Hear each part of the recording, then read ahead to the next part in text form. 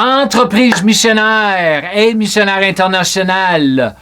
Aujourd'hui, nous allons faire le premier vidéo. C'est juste une vidéo d'introduction pour les géants spirituels qui fait partie de notre groupe public sur Facebook.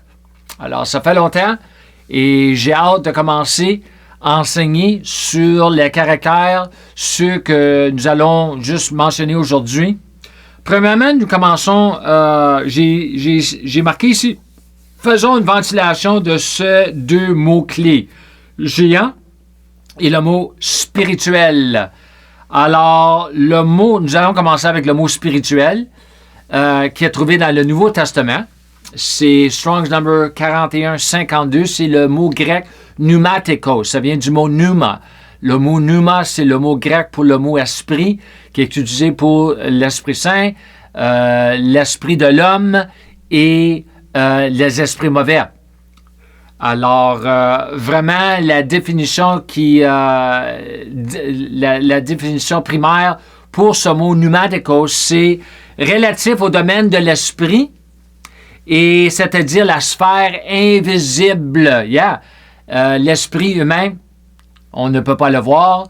L'esprit de Dieu, on ne peut pas le voir. Et les esprits mauvais, on ne peut pas le voir. Mais ce sont des réalités, la plus grande réalité sur la Terre, dans l'univers. Ensuite, pour le mot géant, nous avons trois différents mots hébreux dans l'Ancien Testament, vraiment qui n'ont pas vraiment à faire avec l'étude, mais c'est quand même, le mot géant est trouvé dans l'Ancien Testament et non dans le Nouveau Testament. Nous commençons avec Strong's Number 1368, c'est le mot Gibor, et c'est l'idée de fort ou puissant. Alors, ça fait un peu avec l'étude parce que nous allons regarder des caractères, des hommes et femmes qui ont été forts et puissants spirituellement dans le royaume de Dieu. Ensuite, nous avons 5303, c'est le mot Nephilim. Ça, c'est un mot qui est plus reconnu dans l'Église, peut-être charismatique, évangélique, et qui a vraiment rien à faire avec notre enseignement, mais c'est quand même traduit géant. C'est qui a vraiment une définition, c'est nom de deux peuples, un avant le déluge et un après le déluge. Le grand déluge. Et ensuite, nous avons 74-97, Strong's Number. Et à partir de 74-95, c'est notre mot Rapha. Alors, vraiment, l'idée de vivifiant. Vivifiant. Alors, quelqu'un qui est vivifiant spirituel dans le contexte de cette étude que nous allons faire. Alors, juste dans les dictionnaires anglais-français, nous avons, pour le mot géant, nous avons comme définition une personne ou une organisation très réussie et puissante, une personne de grande capacité, pouvoir ou influence, quelque chose ou quelqu'un d'extrêmement grand, fort, puissant ou important. Alors, spirituellement, certainement, ceux que nous allons regarder aujourd'hui, mentionner, bref, c'est des hommes et femmes qui ont été forts, qui ont été puissants, extrêmement grands et importants pour le royaume de Dieu spirituellement. Alors, concernant l'Esprit Saint. Alors, voici une courte liste de ceux que moi je considère personnellement comme des géants spirituels dans le royaume de Dieu. Alors, nous commençons premièrement concernant plutôt avec la traduction, le grec, l'hébreu. Nous commençons avec James Strong, qui est plus reconnu dans l'Église anglophone. Moi, je me sers beaucoup de ses études et ses numéros dans mes études et dans mes vidéos. Et ensuite, nous avons Frances Sywert, qui est celle qui est était le chef pour l'équipe pour la traduction de qu'est-ce que nous appelons en anglais The Amplified Bible. The Amplified Bible. Alors, vraiment, le Seigneur s'est servi de cette traduction pour vraiment ouvrir beaucoup de choses, surtout dans le langage original.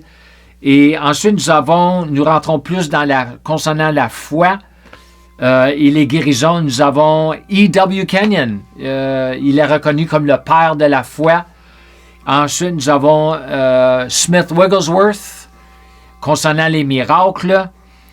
concernant, et aussi nous avons John G. Lake, John Graham Lake, que vraiment, je vais vraiment ouvrir sa vie concernant comme apôtre, tout ce qu'il a fait, non seulement pour les miracles, mais les églises, tout cela, l'implantation, non seulement en Afrique, mais ici en Amérique.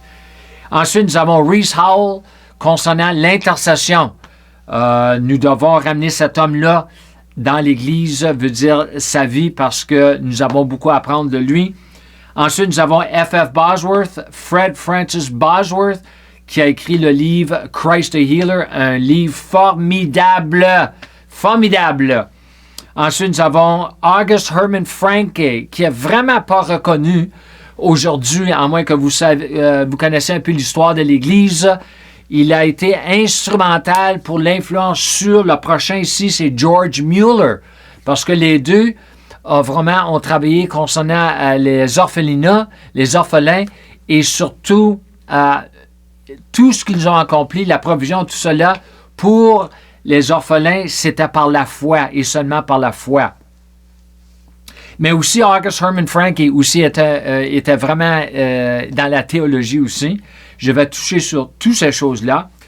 Ensuite, nous avons A.B. Simpson, Albert Benjamin Simpson. Le Seigneur m'a donné une parole très puissante concernant cet homme-là, un Canadien, et aussi John Gilly, qui était Canadien aussi.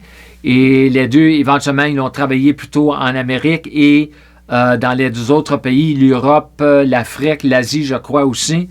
Ensuite, nous avons les fondateurs de l'Armée du Salut, William et Catherine Booth. Et ensuite, je vais vraiment embarquer dans cela. Ils ont fait de grandes choses. Le Seigneur, vraiment, de grandes choses à travers de ces deux-là. Catherine Kuhlman, concernant les miracles.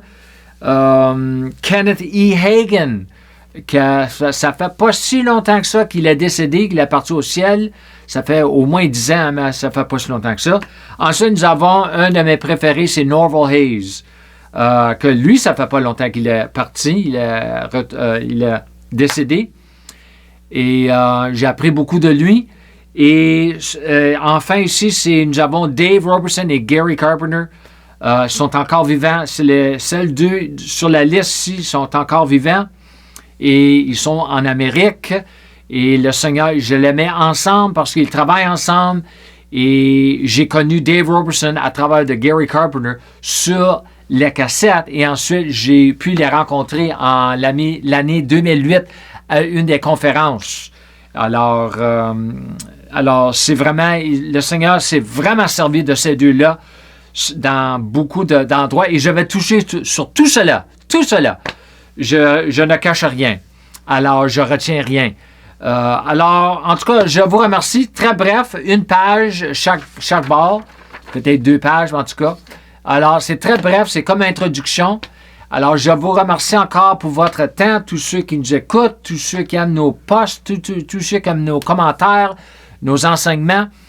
Alors, comme je finis tous mes enseignements, marchez dans la plénitude de la grâce de Dieu comme eux, ils l'ont fait.